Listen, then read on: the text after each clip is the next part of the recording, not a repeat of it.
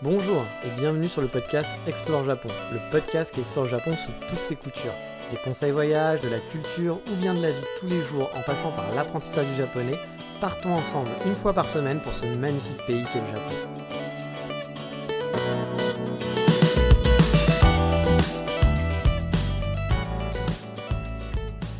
Bonjour à tous, me revoilà, je suis totalement crevé, fatigué, je suis à l'arrache. Bah oui, vous le savez, tout s'accélère et je suis beaucoup sur les rotules. Entre le boulot et toutes les préparations à faire, je dois avouer, c'est un petit peu le grand rush, j'ai pas beaucoup de temps. Mine de rien, depuis que je sais que je peux partir, c'est il y a 3 semaines, à peu près, peut-être 4 semaines, enfin c'était à moins d'un mois. Et je dois avouer, enfin j'ai moins d'un mois on va dire depuis jusqu'à mon départ, et je dois avouer que ça ne laisse pas beaucoup de temps pour tout préparer, surtout quand on travaille à côté. Quand j'étais parti au Japon en 2018, je travaillais pas, je m'étais mis au chômage en fait. Enfin, j'avais mis au chômage, j'avais démissionné.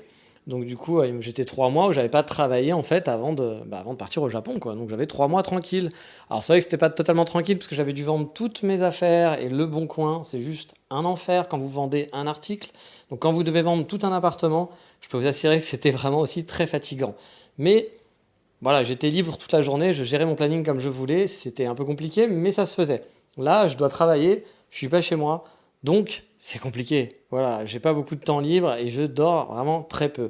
Pour vous dire, je dors en gros 4-5 heures par nuit, alors non pas parce que je fais des insomnies, que je suis en stress de partir au Japon, pas du tout, c'est juste parce que ça prend du temps de tout chercher, de tout préparer, et surtout, bah oui, quand vous êtes comme moi et que vous aimez préparer les choses et pas faire les choses à l'arrache. Il y aura des gens pour qui il serait beaucoup moins, ça leur prendrait beaucoup moins de temps parce qu'ils partiraient un peu les mains dans les poches, avec sûrement des emmerdes en arrivant, en se disant ah ouais, j'avais pas prévu ça, ah merde, je sais pas comment on fait ça.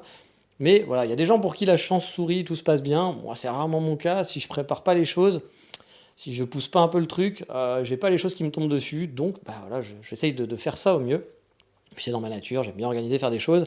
Et du coup, je dors pas beaucoup, je suis fatigué. Voilà. Donc vous avez un podcasteur fatigué, mais quand même content de partir bientôt pour le Japon, bien sûr. Car oui, dans moins de 2 semaines, ah oui, 2 semaines, j'y suis, quoi. Je suis au Japon. Je préfère pas trop y penser, vu la tonne de trucs qui me restent à préparer. Et je dois avouer que j'ai toujours du mal à le réaliser, justement, parce que je suis vraiment dans le rush. Et je réalise, mais vraiment pas du tout, que dans 2 semaines, là, je suis, voilà, dans 2 semaines, j'enregistre ce podcast, il est dimanche.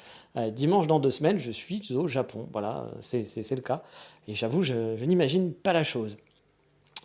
Mais bref, vous savez, voilà, comme d'habitude, avec ce hors-sujet Road to Japan, on va faire un petit point sur l'avancement du projet. Ça sert à ça.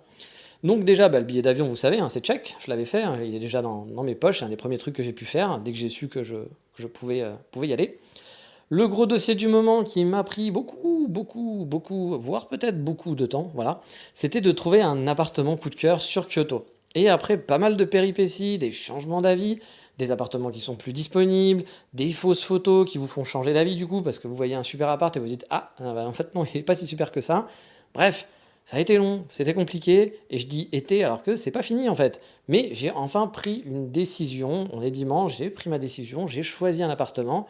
Je vais envoyer un mail ce soir. Donc demain, j'espère fébrilement que j'aurai une bonne réponse qui ne sera pas louée, parce que ça m'est arrivé plein de fois aussi là, de me dire ah, tiens, il y a celui-là qui m'intéresse. Et quand j'envoyais un mail à mon agent immobilier, eh bien, il me répondait ah non, mais celui-là n'est plus disponible. Eh ben c'est sympa parce qu'il est encore sur ton site. Donc si tu l'avais enlevé de ton site, j'aurais pas perdu du temps à regarder. Mais vous le savez, j'ai fait un épisode là-dessus. Les sites immobiliers, c'est une prise de tête au Japon. Voilà, c'est des tonnes de mails, des tonnes de fausses infos. C'est une perte de temps, mais en même temps, ils ont un côté bien fait aussi. Donc bon. Et puis surtout, pour vous faire un petit brief avec mon agent immobilier qui a quand même été assez cool, il est allé visiter donc 2 appartements pour moi, aller faire des mesures pour moi. Donc ça c'est cool, il est allé prendre des photos aussi, parce que comme je vous dis, les photos souvent sont mauvaises, sont pas les bonnes. Donc quand on vous met une super vue magnifique, etc., côté cour ou côté rue, avec une vue sur tout Kyoto, et que vous vous dites, oui, mais l'appartement, il est au 2e étage, donc au 1er étage, en vrai, ça m'étonnerait qu'il y ait cette vue, parce que quand je regarde en Google Street View, il y a un gros immeuble pile d'en face, donc est-ce que je pourrais avoir les bonnes photos? Enfin oui, c'est pas celle-là la photo, oui, je me doute, merci. Donc il allait faire des photos pour moi, donc ça c'est cool. Et voilà, j'ai pas mal hésité. J'ai changé d'avis plusieurs fois sur des appartements. Il y en a un que je traîne depuis longtemps, j'en avais déjà parlé la semaine dernière, qui est toujours en course et étrangement, ils sont toujours pas loués. Il en a 3 dans l'immeuble, mais parce qu'ils sont pas donnés, voilà, ils sont pas donnés. Le monsieur se fait très plaisir, il a pas installé d'aircon comme je vous l'avais dit, il demande des renewal fees, tous les ans, donc je pense que les Japonais se disent: «Ouais, tu mignon quand même, mais tu un petit peu». Même si au final, le prix n'est pas si cher que ça par rapport à plein d'autres apparts que j'ai vus, mais c'est plus ce procédé qui est pas très élégant, on va dire. Donc je pense qu'il galère un peu pour louer son appart. Et j'ai envie de dire tant mieux pour lui, hein, parce que il abuse quand même un petit peu. Mais j'avoue, c'est quand même un appartement qui m'intéresse, mais pas parfaitement, plein de petits points et tout, etc. Peut-être que je vous expliquerai quand j'aurai mon appartement pourquoi j'ai choisi celui-là, pourquoi pas d'autres et quels étaient mes points spécifiques, parce que je suis chiant pour prendre un appartement, il faut le savoir. Mais en même temps, vu la thune que vous mettez quand vous vous installez au Japon, l'argent qu'on vous demande pour prendre un appartement, je trouve que c'est normal de ne pas prendre le premier qui vous tombe par-dessus. Surtout, encore une fois, hein, c'est pas dans les appartements pour gaijin, comme je vous l'ai dit, c'est un appartement comme un japonais. Appartement pour gaijin, vous n'allez pas payer plein de frais, etc. au démarrage et autres compagnies. Ce sera des trucs très spéciaux pour vous, il n'y a pas de problème. Mais quand vous voulez un vrai appartement, on prend pas le premier venu parce que, pareil, hein, une fois que j'aurai pris l'appartement, je vous détaillerai en détail combien il m'a coûté. Et je pense que vous allez dire: «Ah, t'as coûté tant que ça, mais c'est fou!» Voilà, donc vous verrez, on fera l'épisode dès que j'aurai mon appartement, je ferai un petit focus là-dessus. Donc voilà, voilà, j'ai pas mal changé d'avis, etc. Et je vais préparer mon mail, voilà, pour mon agent immobilier pour lui dire, voilà, qu'un appartement m'intéresse. Je croise les doigts, hein, pour qu'il soit dispo. Sinon, j'ai encore le plan B dont l'appartement je vous parlais là, qui est en top priorité depuis très longtemps, mais qui me fait voilà, hésiter pour différents points. Je suis pas totalement convaincu sur certains petits points. Surtout sur la localisation est pas parfaite, il y a des voisins à droite à gauche, la vue est pas top et il est cher. Les voisins à droite à gauche, c'est t'es abusé, enfin tu veux pas avoir une maison tout seul. C'est pas ça, mais moi je travaille de nuit et donc je vais devoir parler, faire des réunions à 3 heures, à 4 heures du matin et j'ai pas envie d'embêter mes voisins. Voilà, je pense aussi un petit peu aux autres, ça peut paraître con, mais voilà, j'ai pas envie d'être le gaijin relou ou même la personne relou, c'est pas besoin d'être un étranger, mais qui va pas vous parler. Je vais pas hurler fort, hein, je vais pas mettre la musique, mais bon, quand il y a plus un bruit, qu'à 4 heures du mat, quelqu'un parle, parfois, suivant les appartements, on va entendre à côté. Moi, rappelez-vous, mes voisins italiens, hein, ils hurlaient pas, hein, mais ils avaient une voix qui portait, et puis ils étaient un peu relous. Ils parlaient toute la nuit, c'était très désagréable pour moi. Donc voilà, j'aimerais ne pas faire subir la même chose à d'autres gens, et j'aurais bien aimé avoir un appartement qui soit peut-être sur un côté, comme ça, j'avais un espace où il n'y a pas de voisins, où j'aurais pas fait chier en faisant mes réunions, ces choses comme ça, à 4 heures du matin. Mais bon, celui-là, voilà, ils sont pas placés comme ça, ils sont en plein milieu, donc c'est un peu compliqué. Donc voilà, j'hésite un petit peu. Et j'ai repensé à un appartement que j'avais vu. Et voilà, je me suis dit: «Allez, je vais plutôt opter sur celui-là», alors que pour l'instant, je l'avais mis un peu de côté pour une raison dont je vais vous parler assez rapidement. Donc j'ai opté voilà, pour un appartement qui est super central, qui est près du métro Shijo, métro Karasuma. Donc c'est vraiment dans le centre, on ne fait pas plus central, hein, je pense, de Kyoto. Il est à 2 minutes de mon coffee shop préféré sur Kyoto, qui est Gunman Roaster. Donc on va dire que pour moi, l'emplacement est juste parfait, hein. Il est super central, comme je voulais dire, je peux tout faire à pied, j'ai accès à tous les coffee shops que je kiffe facilement en moins de 15 minutes. Pour my daily life, pour voilà, mes jours où je dois travailler et où je dois quand même aller au coffee shop, quand vous faites une demi-heure de trajet, c'est 1 heure dans la journée, ça fait 1 heure de moins de temps libre. Les temps libres, dans la semaine, ils sont comptés, hein. Donc c'est toujours plus cool quand vous avez que 5 minutes à faire pour aller dans votre coffee shop et que vous ne perdez pas du temps. Vous ne perdez pas 1 heure de transport en quelque sorte, même si bon, là c'est de la marche à pied, donc c'est plus sympa que de prendre un bus bondé à Paris par exemple. Donc pour ça, il est top. L'appartement, il est bien, il est neuf, il fait 46 mètres carrés. Il est un petit peu cher, mais ça rentre quand même dans mon budget. Le seul hic, c'est que c'est un rez-de-chaussée. Et oui, et j'ai hésité pas mal car le rez-de-chaussée, pour moi là-bas c'était non, un rez-de-chaussée c'est chiant, vous allez avoir des souris peut-être, c'est pas très lumineux, etc. C'est pas quand même la meilleure option d'habiter dans un rez-de-chaussée. Et en plus, mon dernier appartement, là, en comparaison, il était au 8e avec une super vue sur tout Kyoto. Donc passer du 8e au rez-de-chaussée, ça fait un peu mal aux fesses, hein. Mais bon, les appartements que j'avais vus étaient souvent au 2e étage, donc le premier étage finalement, parce que le 2e étage, vous savez, au Japon, c'est l'étage numéro 1 chez nous, parce que le premier, c'est le rez-de-chaussée. Donc je me suis dit que ça changeait pas grand-chose au niveau de la vue et de la luminosité sur les autres apparts que je ciblais. Je me suis dit, ouais, c'est un rez-de-chaussée, mais bon, il reste quand même assez lumineux. Donc voilà, je me suis dit, pourquoi pas. Il est quand même par rapport à mon autre plan, il est plus grand, il est largement mieux placé, il est moins cher aussi finalement. J'ai pas de voisin à gauche, j'ai pas de voisin à droite, ce qui est pour moi, ce qui est assez cool, hein, comme je vous l'ai dit, pour le boulot, avec mes réunions. Il y a une grande baie vitrée, il y a une terrasse sympa. C'est pas super lumineux, pardon, désolé. C'est pas super lumineux, mais voilà, ça reste quand même agréable. C'est pas non plus une cave. Donc, bah voilà, je me suis dit pourquoi pas. Alors oui, il donne côté cour aussi, il donne pas côté rue, donc il devrait être plutôt tranquille. Et j'avais un petit peu peur aussi car j'avais vu une boutique côté rue et j'ai cru que c'était un resto ou un izakaya. Et qui dit resto dit bah, des odeurs, du bruit, des poubelles, des rats, etc. Mais en fait, c'est un coiffeur. Donc bon, a priori, ça devrait pas être bien méchant pour tous ces points négatifs-là, même si effectivement c'est possible qu'il y ait des souris de temps en temps, mais pour avoir habité en Écosse, où j'habitais au deuxième étage, au troisième étage même, je crois, j'avais des souris au troisième étage, donc bon, je me dis, le rez-de-chaussée finalement, c'est peut-être pas plus pire au final, donc je vais tenter le coup du rez-de-chaussée en espérant que bah, ça soit un bon choix, surtout qu'il y a une petite terrasse qui est quand même pas dégueulasse, hein. Pas gigantesque, mais beaucoup plus grand qu'un balcon. Il n'y a pas vraiment de vis-à-vis, à part les gens au-dessus, mais voilà, il n'y a pas un vis-à-vis de fou, donc je me dis, un peu aménagé, ça peut être quand même aussi assez sympa. J'attends donc la réponse, hein, j'espère que ça va le faire, hein, parce que j'aimerais beaucoup, beaucoup, beaucoup récupérer les clés le samedi de mon arrivée, et puis surtout boucler ce sujet qui m'a pris un temps fou, et j'ai énormément de choses à faire, donc si je peux boucler les appartements, ça serait quand même super chouette. Et puis si je peux l'avoir le samedi à mon arrivée, ça serait vraiment chouette pour pouvoir commencer à poser mes valises et faire mes achats de première nécessité. Je vous en ai déjà parlé, hein, mais pour moi, c'est ce que j'appelle l'opération commando le premier jour. Acheter un futon, une couette, des luminaires s'il y a pas de lumière, les serviettes de toilette, une poêle à frire, enfin voilà, le kit de survie des premiers jours en mode camping. Mais bon, ça vous en saurez plus sûrement la semaine prochaine. On va dire qu'on va croiser les doigts pour que le timing passe bien, que l'appartement soit disponible et que, bah, moi, parce que c'est pas moi qui loue l'appartement, c'est mon entreprise japonaise qui loue mon appartement pour moi. C'est une optimisation fiscale que j'ai fait avec eux qui m'ont proposé. Et donc du coup, c'est eux qui vont devoir payer. Et vu qu'ils sont pas toujours rapides, j'espère juste qu'ils vont bien faire ça vite. Parce que bah, j'aimerais récupérer l'appartement, parce que c'est eux qui vont devoir payer, envoyer une facture à ma société au Canada. Donc je ne sais pas s'ils vont envoyer la facture avant ou s'ils vont avancer l'argent. Enfin voilà, je ne sais pas trop comment ça va se passer. J'espère qu'ils vont pas envoyer la facture avant parce que sinon ça va perdre encore plus de temps. Mais bon, voilà, j'aimerais bien qu'en 2 semaines, et je pense que c'est jouable, récupérer les clés de l'appartement et avoir un timing parfait. Voilà, un timing parfait, ça serait vraiment bien pour moi. Croisons les doigts.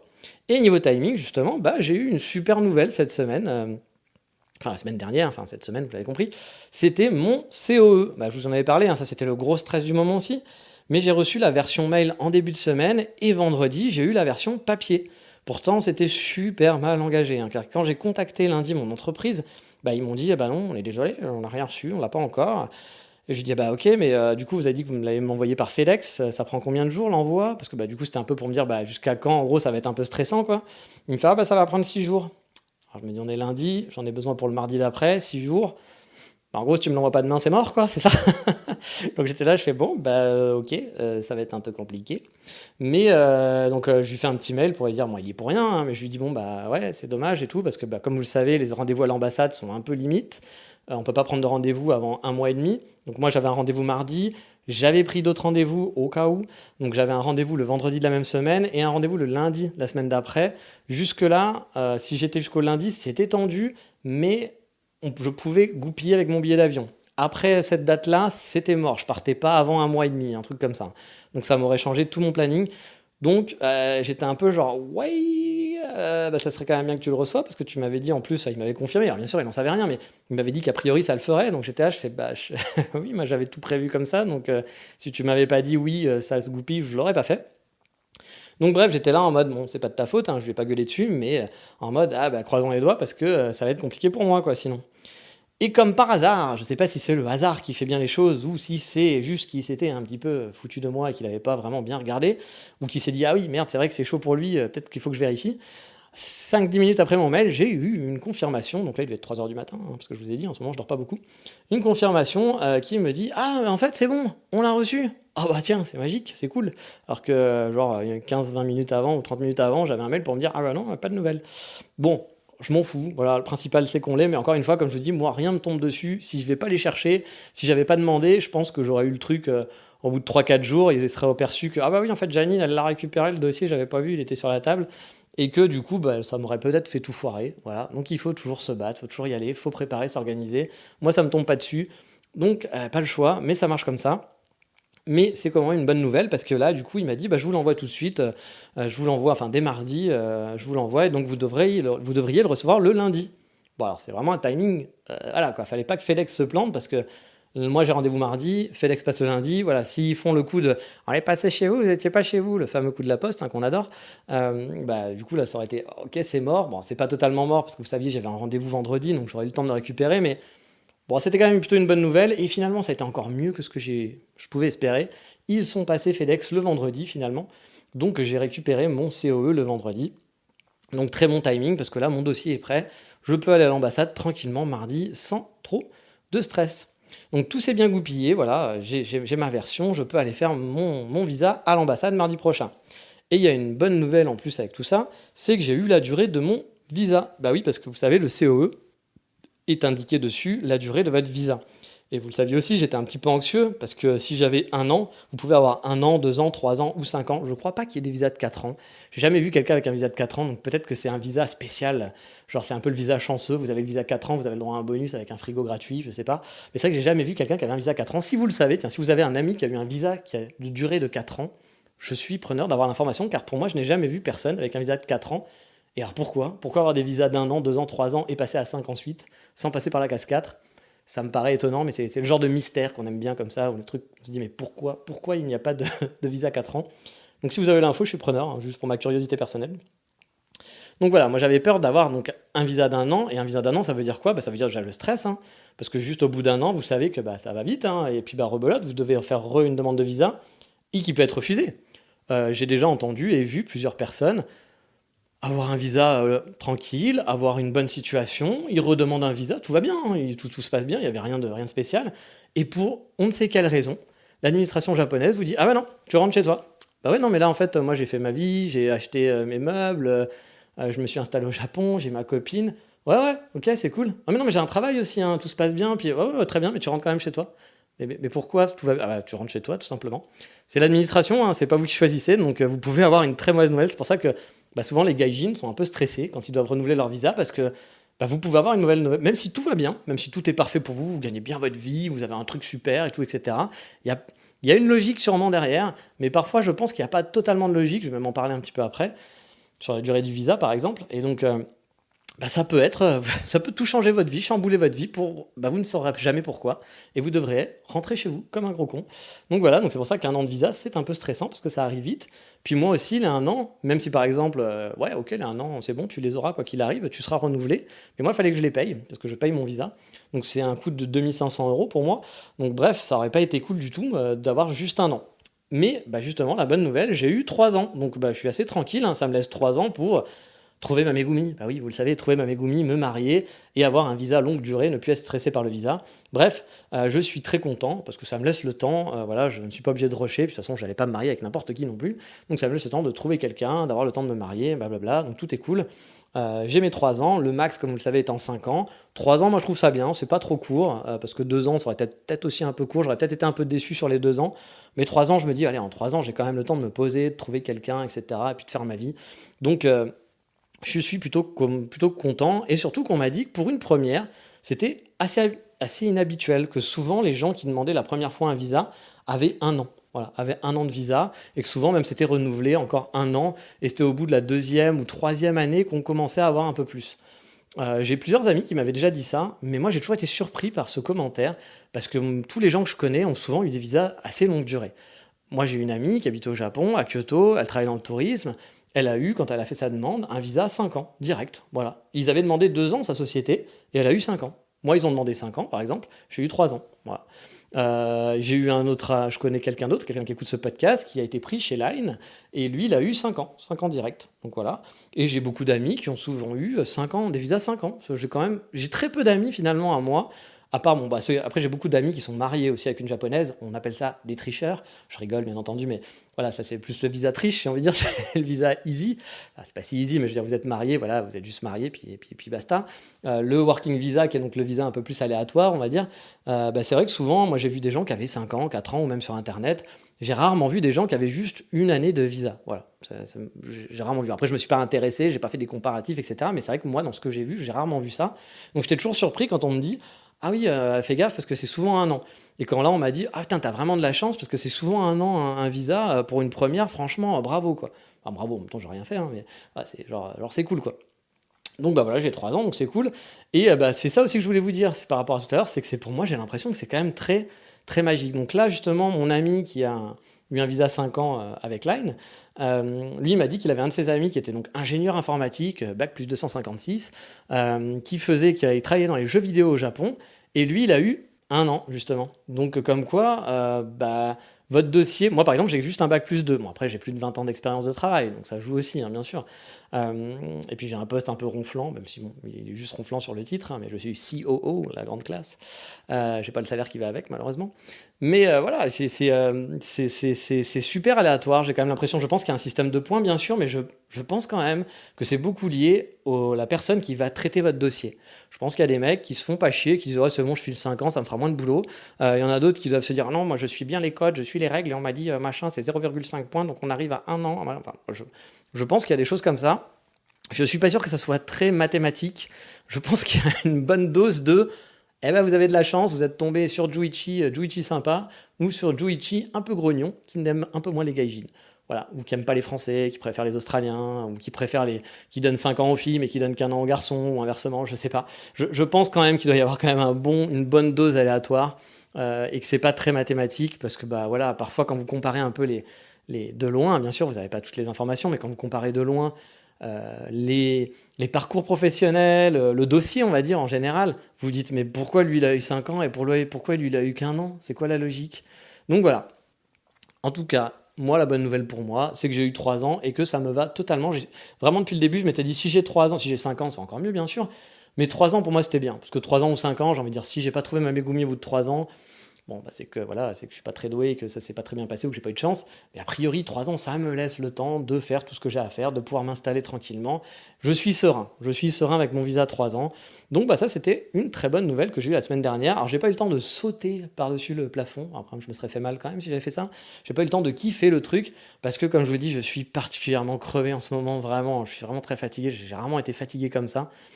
Et du coup, bah, j'ai vu le mail le matin, j'ai vu, ah, 3 ans, cool. Puis en fait, après, je me suis dit, bon, il faut que je continue de chercher des appartements, j'ai pas le temps, et après, je dois travailler. Donc, c'était un peu genre, voilà. Puis j'avais dormi, genre, ouais, je pense que j'avais dû dormir 4 heures la veille. Donc, c'était, ah, 3 ans, ah, ouais, super, il faut que je prenne une douche parce que là, je sais même pas qui je suis. Donc, j'ai pas je vous dis, en ce moment, je kiffe pas du tout les bonnes nouvelles ou quoi que ce soit, je ne me rends vraiment pas compte que je pars au Japon. Voilà, je suis dans un état un peu genre zombiesque. Mais je prends le temps quand même de vous faire des podcasts, hein. N'oubliez pas, je suis quand même un mec sympa, je continue à le faire, alors que logiquement, là, aujourd'hui, j'aurais pas dû faire un podcast, mais je me suis dit, allez, j'aurais jamais raté un podcast, je ne raterai pas aujourd'hui, on en fera un. Voilà, donc j'en fais un, quoi qu'il arrive. Peut-être que là, j'en ferai peut-être pas un la semaine prochaine, donc je vous promets pas tout et n'importe quoi, on verra. Donc voilà, pour le CO et la durée du visa, bah, c'était vraiment une super nouvelle. Et justement, le focus du jour, ça va être sur cette procédure. Car oui, vous avez fait vos papiers pour l'immigration, donc ça c'était il y a quelques semaines, enfin quelques mois même. Mais c'est que l'étape 1, une fois le fameux CO et donc l'immigration qui dit OK, on veut bien de ce gaijin-là, eh bien il faut passer par la case ambassade pour vraiment avoir son visa. Alors, en gros, vous allez devoir prendre un rendez-vous à l'ambassade. Alors, habituellement, c'est assez rapide, hein, je vous l'avais déjà dit, mais là, Covid oblige, je vous en ai déjà expliqué, et que c'est un peu un truc compliqué, c'est qu'il y a plus d'1 mois d'attente pour avoir un rendez-vous.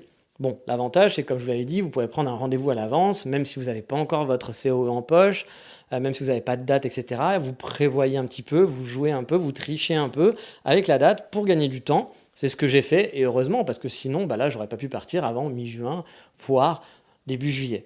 Mais vu que j'avais triché et que j'avais pris un peu un rendez-vous à l'avance en me disant peut-être que je devrais avoir mon visa à cette date, enfin mon CE à cette date, heureusement tout s'est bien goupillé. Et donc en gros, vous allez voilà, vous allez prendre votre rendez-vous. Donc ça y est, vous avez votre rendez-vous en poche. Et bah, vous allez devoir aller sur place. Donc moi, c'est l'ambassade. Je pense que vous pouvez peut-être le faire à distance aussi. Je ne sais pas comment ça marche pour ceux qui ne sont pas sur Paris. Peut-être que vous pouvez envoyer vos documents à distance. Mais je pense pas. Je pense qu'il faut prendre un rendez-vous quand même. Je crois qu'il y a aussi des ambassades du Japon, enfin des antennes genre à Marseille et dans d'autres villes en France. Donc peut-être qu'il faut quand même se déplacer. Moi, en étant à Paris, bah, j'avoue, je me suis jamais trop posé la question. L'ambassade est sur les Champs-Élysées, enfin juste à côté des Champs-Élysées. La première fois, j'étais allé sur place parce que j'habitais pas très loin, donc ouais, j'étais même allé à pied, je crois. Bon là, je vais faire un long trajet de métro parce que mon ami habite en dehors de Paris. Mais voilà, je vais faire mon petit trajet mardi. et je vais venir avec ma petite pochette et mes documents. Et donc, qu'est-ce que vous avez besoin comme document? Parce que comme d'habitude, c'est de l'administratif. Il va falloir des photocopies, remplir des dossiers. Bah oui, hein, forcément, c'est de l'administratif, on aime ça. Donc, dans les papiers, bah, il y a le fameux COE. Donc, bon, bah, ça, vous n'avez pas grand-chose à faire. Une fois que vous l'avez, c'est un joli document écrit en japonais et en anglais, avec votre photo, avec votre tête de terroriste, parce que vous savez, il ne faut pas sourire sur une photo. Attention, il faut faire la gueule. Donc, sur les photos d'identité. Donc, moi, j'ai une bonne tête de terroriste dessus, comme d'habitude. Je ne comprends pas cette histoire, hein. Peut-être que c'est pour faire peur aux douaniers à chaque fois, mais bon, voilà. Donc voilà, j'ai ma bonne tête de terroriste et mon CO en poche, donc ça c'est bon, c'est fait. Vous avez aussi besoin d'une photocopie de votre passeport, ouais, un classique on va dire, hein. Plus il faut votre passeport aussi que vous allez laisser sur place, parce que oui, dans votre passeport, ils vont faire une petite impression, jolie impression, avec comme si vous aviez un deuxième passeport à l'intérieur. Donc moi, à chaque fois je me fais avoir quand je dois montrer mon passeport à l'avion, je montre mon passeport japonais, hein, le faux passeport japonais, quoi. Celui qui ressemble, et le mec me dit mais pourquoi tu me montres ça, qu'est-ce que c'est que ce truc? Ah oui, pardon, c'est pas le bon, c'est pas la bonne page. Donc là je vais en avoir un troisième maintenant dans mon passeport, donc ça va être encore plus. Je vais jamais réussir à retrouver le bon truc à montrer, mais bon.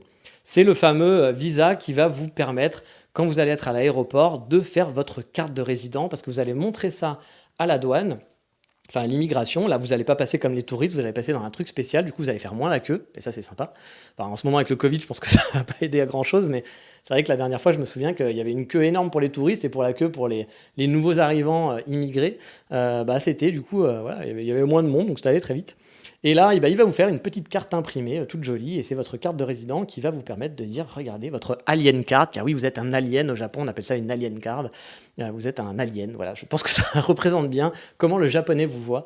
Vous êtes le fameux alien, le gaijin, votre carte de gaijin. Donc voilà, il faut venir avec votre photocopie de votre passeport et donc votre passeport original.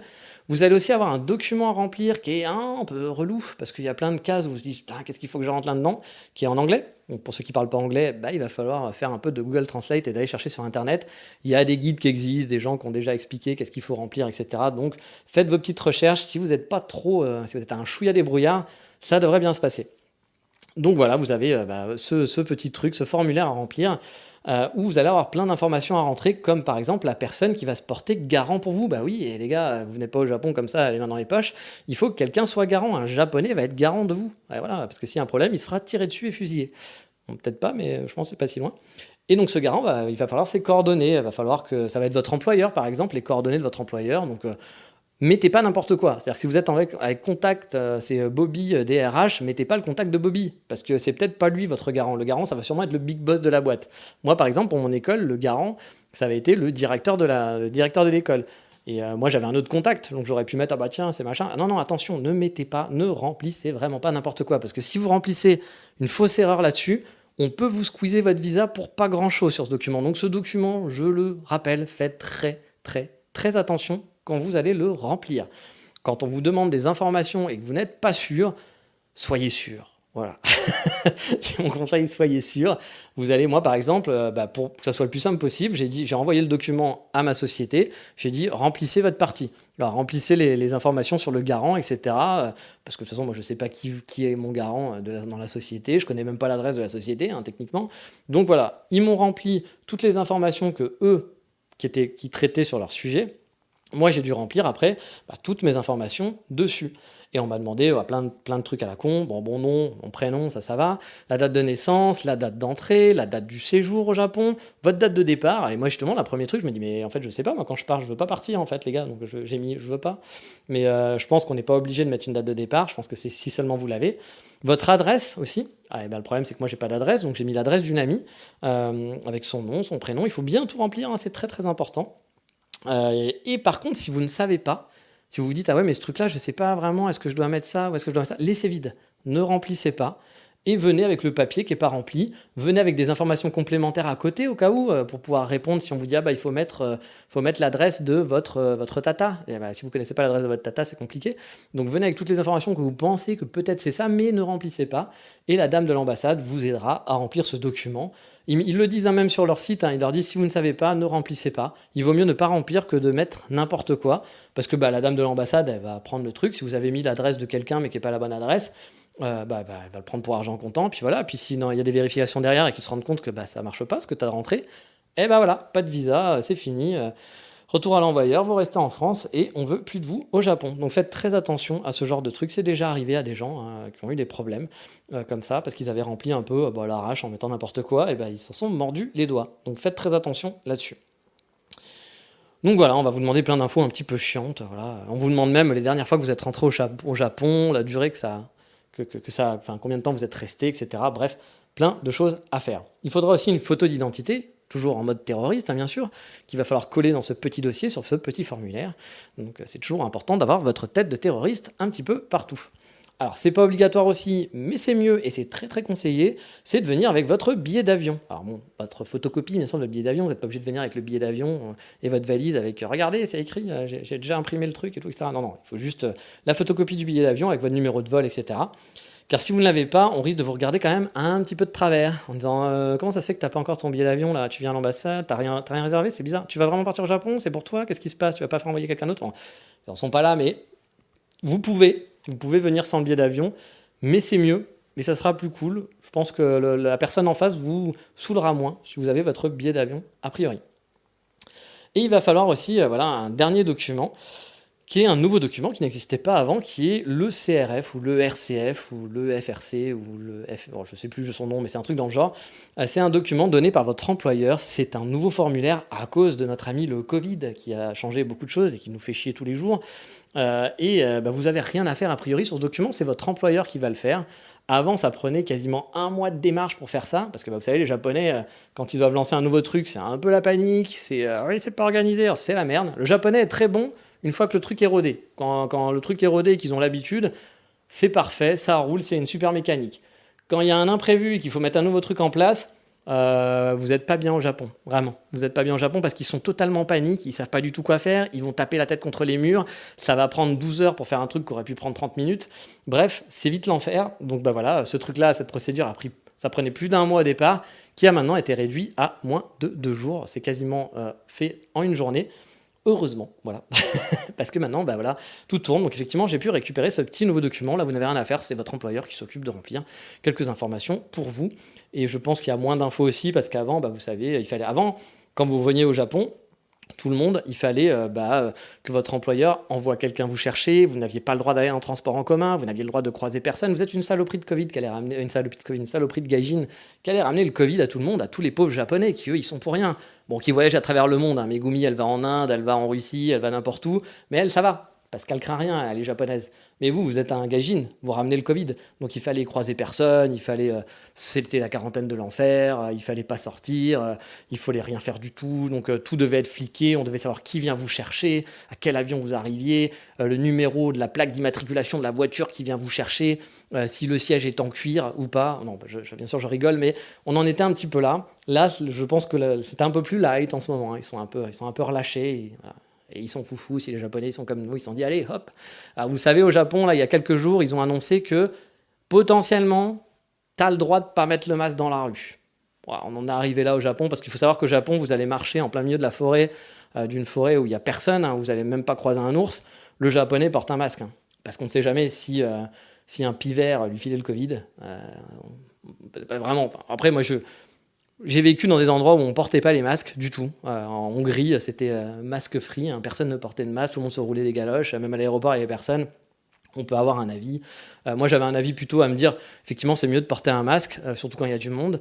Mais voilà, quand vous êtes tout seul, en plein milieu d'un parc où il n'y a personne autour de vous, bon, je pense que vous n'êtes pas obligé de porter un masque. Après, je ne suis pas un scientifique, hein, ce n'est que mon avis personnel. Ça ne veut pas dire que j'ai raison. Mais voilà, je me disais toujours que vous marchez dans une forêt, vous croisez personne, vous n'êtes pas obligé d'avoir un masque. Bon, le Japonais, lui, voilà, il ne réfléchit pas comme ça. On lui a dit porte un masque, il porte un masque. Hein. C'est pas plus compliqué que ça. Hein. Il ne va pas réfléchir. Le Japonais n'est pas là pour réfléchir par lui-même. Hein, ce n'est pas son boulot. Donc là, ils ont quand même dit on assouplit et vous avez le droit, techniquement, de ne pas porter. Alors, ce n'est pas obligatoire de porter un masque dans la rue, mais bon. Le gouvernement, Jacques Hadi avait dit il faut porter, donc il portait. Et là, ils ont dit, Jacques Hadi a dit, en fait, techniquement, c'est peut-être pas si risqué que ça de ne pas l'avoir dans la rue. Donc voilà. Donc peut-être que les Japonais vont commencer un peu à l'enlever, mais connaissant nos amis japonais, je pense qu'il va falloir attendre une bonne 5-6 ans avant de revoir à quoi ressemble le visage de Megumi et Juichi dans la rue, ou même dans les restaurants, parce que ça va prendre du temps avant que les masques tombent. Cette expression est magnifique. Donc voilà. Là, c'était une petite aparté. Donc voilà, vous avez tous vos documents pour aller à l'ambassade. Avec tous ces papiers, vous êtes paré pour votre rendez-vous et pour laisser votre passeport sur place. Bah oui, je vous l'ai dit, vous allez le laisser sur place parce qu'il va y avoir une jolie impression avec un genre de nouveau passeport à l'intérieur de votre passeport. Et donc 3 jours plus tard environ, vous pouvez récupérer votre sésame, car oui, c'est un sésame pour le Japon. À partir de là, vous pouvez partir au Japon. C'est tout bon. Bon, il faudra faire un petit test PCR quand même, les amis. Voilà, le Japon, c'est pas non plus le free. Encore une fois, c'est pas l'Europe, hein. Vous n'allez pas rentrer tant que tout va bien. Non, mais regarde, j'ai un QR code. Je suis ami avec Taubira, je peux passer. T'inquiète, pas de problème. Non, ça ne marchera pas comme ça. Il va falloir faire son test PCR avant de partir. Vous aurez bien sûr un test PCR à l'arrivée, parce qu'au cas où le test PCR de Gaijin, c'est quand même de la merde. On les connaît. 100% japonais, ça marchera mieux. Donc vous aurez votre test à l'arrivée. Donc voilà, des milliards de tests, ça va traîner à l'aéroport, ça va être l'enfer, mais c'est comme ça, et que voulez-vous? Encore une fois, comme je le dis à chaque fois, c'est les règles du pays, il faut s'adapter, on a le droit de râler dans sa barbe, mais c'est comme ça, et puis il faut faire avec, point barre, et puis c'est tout, voilà. Donc on fera avec. Mais au passage, justement, le fait qu'on va attendre longtemps à l'aéroport, il y a une appli en ce moment de Fast Track. Bah oui, c'est disponible comme un Euromickey. Voilà. Pas besoin de faire la queue, on peut aller faire l'attraction Star Wars dans l'aéroport Narita, tout va bien. Non, c'est pas ça, mais presque, c'est pas loin. Car en ce moment, effectivement, ça prend énormément de temps. J'ai eu vent de gens qui sont restés 4 heures, 5 heures, 6 heures, 7 heures, et je rigole pas, hein, dans l'aéroport, juste pour les checks Covid. Parce qu'on vous explique 15 fois qu'il faut installer une application, puis on vous en fait installer une autre, puis on vous en fait installer encore une autre, puis vous allez voir 250 Juichi qui vont vous faire 250 tests PCR, qui vont vérifier les documents que vous avez rentrés, qui vont vous faire réécrire les documents, et ça prend un temps monstrueux, voilà. Hein. Encore une fois, hein, quand ils ont mis ça en place, le Japon, dès qu'il y a un truc nouveau, c'est compliqué. Donc, bah oui, il y a des gens qui ont attendu 7 heures à la sortie de l'aéroport. Entre leur avion et le moment où ils ont pu sortir et voir à quoi ressemblait le Japon, il fallait attendre 7 heures. Et ils ont pu découvrir, du coup, pendant une journée, ce magnifique parc d'attractions qu'est Narita, Haneda, le Kix ou ce que vous voulez. Les aéroports japonais. Et là, donc, ils ont fait une application de Fast Track, donc oui, comme un Euro Disney, qui vous permet, a priori, hein, je ne l'ai pas testé, mais je vous dirai ça dans 2 semaines, de gagner du temps à l'aéroport. Bah oui, ça va être top. Je vais pouvoir doubler tout le monde. La classe. Donc oui, j'ai fait mon petit appli de Fast Track et je suis allé remplir les tonnes de formulaires, parce que vous vous doutez bien, il y a plein de formulaires, l'administratif, toujours, on kiffe. Donc il y a 3-4 étapes à faire, où on va vous demander des infos qui paraissent plutôt classiques, votre nom, votre prénom, comme d'habitude, on va être sûr que c'est vous. Vous allez avoir aussi le numéro de votre vol, le numéro de votre siège, le numéro de passeport, l'adresse où vous allez résider, etc., etc. Bref, plein d'infos pour pouvoir vous fliquer à 200%, mais bon, avec Covid oblige, c'est un peu normal. On vous demande aussi d'uploader vos documents Covid. Alors, c'est quoi vos documents Covid? Vous en doutez, hein, c'est vos fameux QR codes. Donc vos 2 QR codes pour prouver que vous avez bien vos 3 doses et qui vous permettra d'avoir un petit laissez-passer au Japon si vous n'avez pas un test pas positif au Covid. Et tout ça, par contre, c'est la magie, il faut le faire au plus tard, 2 semaines avant votre départ, pour qu'il soit traité dans les temps. Le japonais n'est pas très rapide, hein, il faut lui laisser le temps. Bon, après, on peut comprendre aussi, il doit avoir plein de trucs à traiter, donc il faut le faire 2 semaines avant. Donc j'ai dû remplir tout ça en fournissant l'adresse d'une amie, car j'ai pas encore mon appartement, vous le savez. Puis du coup, j'ai pas pris d'hôtel non plus, parce que je sais pas, je m'étais dit, si j'ai pas choisi mon appartement, je vais pas prendre 15 jours d'hôtel, je vais prendre 1 mois d'hôtel, j'en sais rien quoi. Donc pour le moment, pour moi, l'organisation, c'est quand même un peu compliqué. Donc j'ai pas pris d'hôtel, j'ai pas d'appartement, même l'hôtel le premier soir, hein, même si j'ai un appartement le samedi, je pense que je prendrai quand même un hôtel pour dormir confortablement le premier soir et pas dormir par terre sur un futon. Ça, ce sera pour le deuxième. Donc voilà, j'avais pas l'adresse, donc j'ai filé l'adresse d'une amie qui m'a gentiment filé son adresse. Donc voilà, c'est plutôt cool, donc j'ai dû remplir tout ça, mais la mauvaise nouvelle pour moi, si ça se passe comme ça, c'est que si je suis testé positif au Covid à l'arrivée, je suis dans une bonne galère. Bah oui, parce que du coup, je devrais me mettre en quarantaine direct chez mon ami, vu que c'est l'adresse que j'ai donnée. Et voilà, si je me mets en quarantaine chez mon ami, je pense que ça va pas être cool pour elle, parce que n'oubliez pas, moi je travaille la nuit, donc elle va pas être très contente. Je crois que parfois elle se lève à 5 heures du matin, donc ça va être à l'heure à laquelle je vais me coucher. Bon bref, ça risque d'être très très cool. Alors après peut-être, je sais pas, hein, peut-être qu'il y a moyen de changer l'adresse en arrivant à l'aéroport en disant ah bah non, si je suis en quarantaine, est-ce que je peux prendre un hôtel et aller directement dans un hôtel ou un truc comme ça. Je pourrais pas aller directement dans mon appartement même si j'ai les clés, parce que quand vous êtes en quarantaine au Japon, vous n'avez pas le droit du tout de sortir. C'est beaucoup plus strict que chez nous. C'est-à-dire que vous dites ah mais non, mais ils vont vous laisser vous faire. Ah non non, tu vas pas faire tes courses. Tu ne sors pas, tu ne croises personne, tu restes chez toi. Ils vont t'appeler régulièrement, ils vont faire des visios, ils vont checker avec ton appli la position de ton téléphone. Donc si t'es pas là où t'as dit que t'étais, attention, ça va barder. Donc voilà, je pourrais pas par exemple m'installer et me dire bon bah je vais me mettre en quarantaine dans mon appartement parce que j'aurais pas de course, j'aurais pas de frigo, j'aurais pas de poêle, j'aurais pas de lit, j'aurais même pas une couette, un matelas, j'aurais rien pour me laver et j'aurais pas le temps d'aller faire les courses. Alors, mon ami pourrait peut-être aller faire des courses pour moi, mais bon je vais pas lui dire bah tiens si tu peux me faire les courses tous les jours parce que j'ai pas de frigo, donc est-ce que tu peux me ramener, tu peux me ramener un bento tous les jours? Bah, ça va pas le faire. Donc voilà, donc ça va être un peu compliqué. Donc j'espère que je ne serai pas testé positif et que je vais pouvoir sortir libre comme l'air. Car si je ne suis pas testé positif et que je n'ai pas le Covid en sortant, là par contre, vu que j'ai mes 3 doses et que je viens de France, j'ai le droit de faire ce que je veux. Comme je vous le disais, hein, pendant un moment, on pouvait même pas prendre les transports en commun. Vous n'aviez pas le droit de prendre une navette par exemple ou un bus pour en sortir de l'aéroport. Il fallait que quelqu'un vienne vous chercher. Là maintenant, on peut faire quand même ce qu'on veut. Mais voilà, je devrais quand même me mettre en quarantaine. Et si j'ai mes 3 doses et que je n'ai pas le Covid, là par contre, bah, je peux circuler comme j'ai envie. Et ça sera quand même beaucoup plus cool pour ma pote parce que je ne serai pas chez elle pendant une semaine. Je pense que ça sera plus mon amie après, voilà. Donc, mais je l'aime bien, donc j'aimerais bien ne pas l'embêter. Donc voilà, ça risque d'être assez emmerdant. Puis même, hein, moi, si par chance j'arrive à avoir mes clés le premier jour, mais que finalement je suis testé positif, ça veut dire que je ne peux pas aller récupérer mes clés. Donc il va falloir que je prévienne à l'arrache mon agent immobilier 2 heures avant ou 1 heure avant de lui dire en fait je peux pas venir, je suis désolé parce que j'ai le Covid. Donc voilà, ça va être un petit peu relou, plein de choses reloues. J'espère que ça sera pas le cas. Croisons les doigts. Mais ça sera, je vous le dirai en arrivant, ça sera le podcast. Je suis arrivé au Japon. Peut-être que je vous dirai, bon, bah, c'est la merde.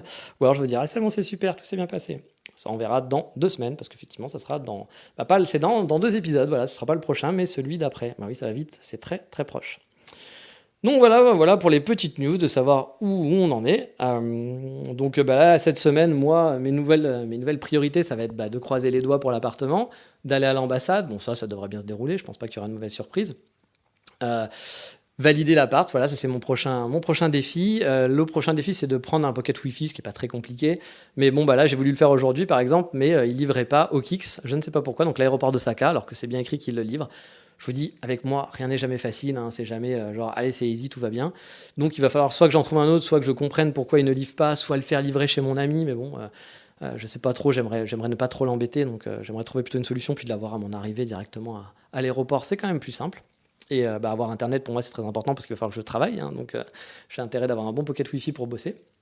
Donc voilà, ça va être les prochaines étapes. Il va falloir regarder pour une banque, regarder pour les téléphones, etc. Je me suis un petit peu renseigné, mais bon, il faut encore que je regarde tout ça. Et puis il va falloir surtout que je gère le dossier de l'appartement pour être sûr que ma société paye bien, que toutes les infos passent bien et que je puisse avoir tout ce qu'il faut. Donc voilà, j'ai pas mal de choses à faire. J'ai des choses perso aussi à régler. Donc vous rendez, avant mon départ, je voudrais fermer des comptes en banque parce qu'il y a des comptes en banque qui ne me servent pas vraiment, où je vais devoir payer une carte si je suis plus là. Donc je voudrais fermer tout ça. Donc plein de choses à faire à la con, plus je travaille. Donc voilà, donc ça va être encore une semaine bien agitée, mais bon, on s'y met, on espère que tout va bien se goupiller. Pour l'instant, même si je me plains, ça s'est plutôt bien goupillé.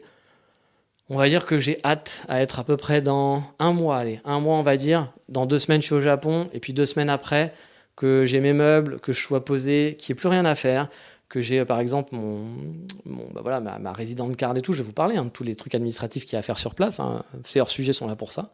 Mais voilà, j'espère que dans 2 semaines, tout sera fini et que je vais pouvoir me reposer. Et qu'il y a un week-end où je vais regarder, je vais dire, je ne fais rien. Voilà, et je vais dormir beaucoup et que je vais juste me balader, aller faire un petit café dans les rues de Kyoto. Ça m'irait très très bien, honnêtement.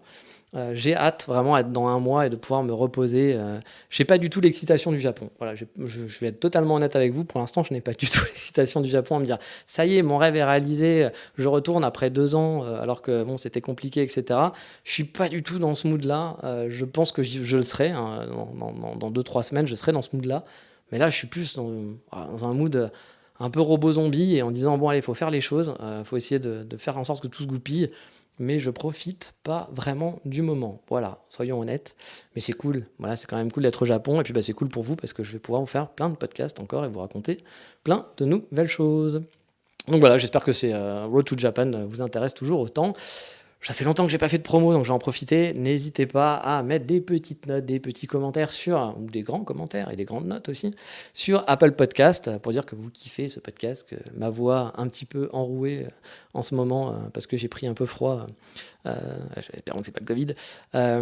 Donc voilà, que vous kiffez ce podcast, parce que ça fait connaître le podcast, hein, à chaque fois qu'il y a des notes, qu'il y a des bons commentaires sur Apple Podcast. Je crois que Spotify, il y a des notes maintenant, mais j'avoue, moi je vais pas trop sur Spotify, peut-être sur Deezer aussi, mais je crois que le podcast n'est pas disponible sur Deezer, il faut que je règle le problème. Quelqu'un m'en a parlé il y a pas très longtemps. En même temps, qui est sur Deezer? Dénoncez-vous. Donc voilà, il va falloir que n'hésitez pas à faire des petites notes, à en parler, à faire des partages à vos amis, votre chien, etc. Parce que ça me rapporte pas grand-chose, hein, voire rien, ça me coûte de l'argent le podcast. Mais voilà, ça fait partager. Puis je pense qu'il y a des gens qui ont appris des choses. J'ai souvent des bons retours, des gens qui me disent merci et tout, etc. Donc bah, ça me fait plaisir. Voilà, ça me fait plaisir de partager avec vous. J'espère que ça vous plaît et que vous apprenez des choses et que ça pourra peut-être aider aussi certains d'entre vous. Moi, il y a des gens qui m'ont aidé, des gens qui écoutent mon podcast, qui m'ont aidé à aller au Japon, hein, qui m'ont donné des tips. Là, comme je vous le dis, j'ai partagé avec quelqu'un qui part là, qui travaille chez Line et qui part au Japon et qui m'a filé des infos parce qu'il avait fait les démarches avant moi. Le fait de pouvoir partir en portage salarial, c'est grâce à un auditeur, parce qu'on a discuté, qui m'avait dit merci, parce que voilà, il avait découvert Kyoto, un peu d'aller vivre à Kyoto, parce que c'était pas prévu, mais grâce à moi, je lui ai donné envie de vivre à Kyoto. J'étais très content. Et donc voilà, ça fait plaisir d'échanger, puis de vous aider, puis vous m'aidiez aussi. C'est pour ça que je fais ce podcast, donc j'espère que ça continue de vous plaire. Et puis bien sûr, hein, dans peut-être un mois environ, on va dire, ouais, un peu plus d'un mois peut-être, dans un mois et demi, on reprendra les épisodes plus classiques, on arrêtera les Road to Japan. Peut-être que de temps en temps, il y en a un ou deux qui popera comme ça, je sais pas, mais voilà, une fois qu'on aura fait le tour de toutes les démarches administratives, de l'installation et tout ça, on reviendra sur les petites balades, les petits coffee shops, les restos, etc. Je vous ferai des balades dans le Kansai. Puis on fera aussi peut-être un peu plus de lifestyle aussi, vu que je serai sur place. Je pourrais vous raconter un petit peu les choses que je vois, les choses qui m'interpellent, etc. On verra, il y aura peut-être des petites nouvelles rubriques là-dessus, je sais pas, je verrai. Mais on reprendra voilà, le train-train des anciens épisodes, dès que je serai un peu plus installé et que la vie sera un petit peu plus paisible. Sur ce, je vous dis bonne semaine, et puis la semaine prochaine, il y aura sûrement encore plein d'infos à vous partager. Surtout, il restera plus qu'une semaine, moins d'une semaine avant de partir même, parce que je partirai le vendredi, et le podcast sera publié le dimanche ou le lundi. Donc voilà, ça sera très très proche. Et sur ce, qu'est-ce qu'on dit dans ces cas-là? Vous le savez. Bonne semaine à tous, portez-vous bien. Matane, ciao, bye bye. It's too late now to turn around and back again. I made my bed and now I lay my head in it.